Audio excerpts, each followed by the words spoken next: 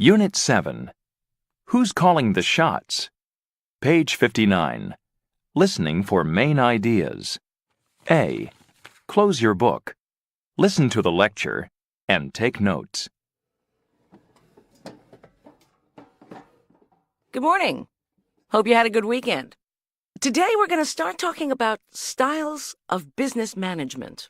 Styles of management vary from country to country, company to company, and from person to person. One approach to good management, now considered important worldwide, is team building. Team building is only part of what makes someone a good manager, but it underlies many good management practices. When team building, the manager does things to help employees work together effectively as a group, as a team. This is based on the idea that the manager's job isn't simply to tell people what to do, but to help solve problems and help people communicate so they work well together.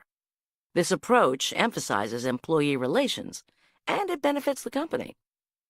It hasn't always been this way. Not so many years ago, there was an attitude in American companies of what the manager says goes. Employees were expected to do what they were told. But we're seeing a new paradigm because companies have realized that employees don't do their best work when they're treated like this. This was a big change in American management style, perhaps influenced by the Japanese model. First, in order to build a team, a good business manager knows that different people are good at different things and values the special skills that each employee brings to the company. A good manager needs to find a way to let the employees know that their particular skills are important to the company.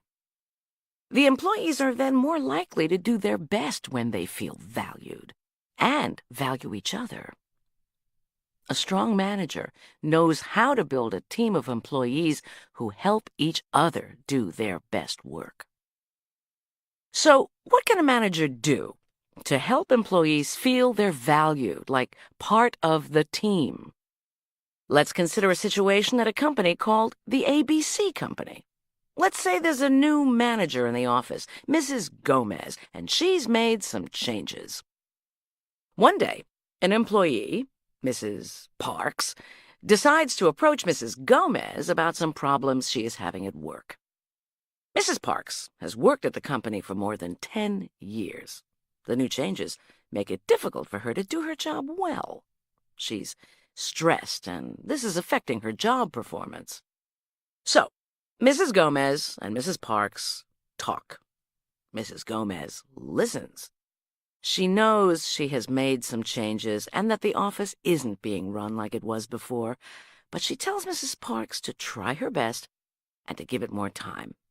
Oh, I see a question. Anna? I'm not clear. What kind of changes are you talking about? Oh, well, let's say one change is that before you gave a rough draft of your report to the secretary and she edited it and sent it out. Now, the secretary doesn't do this for you. You have to do it yourself. She changed the way the office was organized. Oh, okay. Later that night, Mrs. Gomez thinks about what Mrs. Parks said. She thinks it's possible that other people in the office are having problems too. Mrs. Gomez knows that she needs a strong team to be a successful manager. She also needs a stable group of employees. She doesn't want people to leave.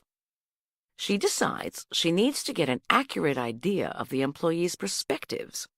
She decides to give the employees an opportunity to share their ideas. She wants to show them she values their work and their experience at the company. So, Mrs. Gomez makes a team-building plan. She begins by scheduling a meeting for the next day to talk about the changes she has made, to give the employees an opportunity to say what problems they're having and to ask questions. At the end of the meeting, she gives the employees some questions to answer in writing to make it easy for them to share their ideas. She tells them she will use the answers they write and the ideas from the meeting to decide on the next step in the office. Let's consider the kind of questions she gives them. She wants questions that focus on the work itself, questions that would be easy for an employee to answer honestly. Questions like, A. Is it clear to you what your responsibilities are? B. Do you know who to talk to if a task is unclear? C. Do your team members support you? If not, what specific things could they do to help you do a better job? D. What was done in the past that you think worked better? These questions are about the work, about how the office is organized, and about working together. They don't focus on the employee's feelings about the manager. Mrs. Gomez reads their answers to the questions. She also checks her notes from the meeting. She decides to modify the way she has reorganized the office. Not big changes, just a few small ones. She realizes that some of the old ways were better. So she makes a few changes back to how the office was organized before. She also comes up with a 6-month plan for improvement and tells the employees they will all review the plan together in 6 months. What message is she communicating to the employees by these actions? Well, first, she's telling them she considers their ideas important. She values their opinions. Second, she is telling them she is in charge, but she values what they say. Third, she's telling them that change is not necessarily good if there is no good reason for it. In other words, she didn't need to make so many big changes when she started as manager. And finally, she is telling them that she is human, that she can admit her mistakes, and that she is willing to do what benefits the group. This puts her on the road to gaining their support and to being a successful manager. Now, on to the third part of her plan. Mrs. Gomez plans a picnic at the park near their office. They have lunch, play games, and talk.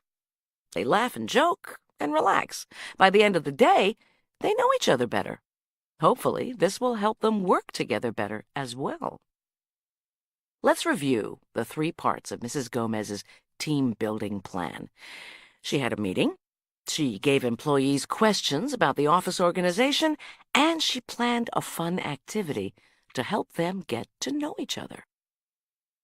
We can see that her plan is based on the importance of solving problems and on the belief that communication is vital in order to succeed as a team. This is a key point. Her plan is based on the idea of solving problems and employees sharing ideas. Any questions? Felipe? Well, I've studied some business management courses, and I understand that it's important to develop communication and build up team players. But isn't it just a waste of time to have these fun activities? Well, a lot of managers do think it's a waste of time, especially in the short term. But in the long run, it's definitely not a waste of time. In fact, it's often a great way to save time in team building. Let's stop here. Today, we discussed team building and why it has become important. In the next class, I want to talk about other group activities managers can use to build a team. We'll start there next time. That's all for today.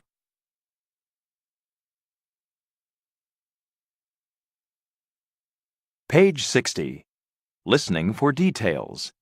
A. Close your book. Listen to the lecture again. Add supporting details to your notes and correct any mistakes.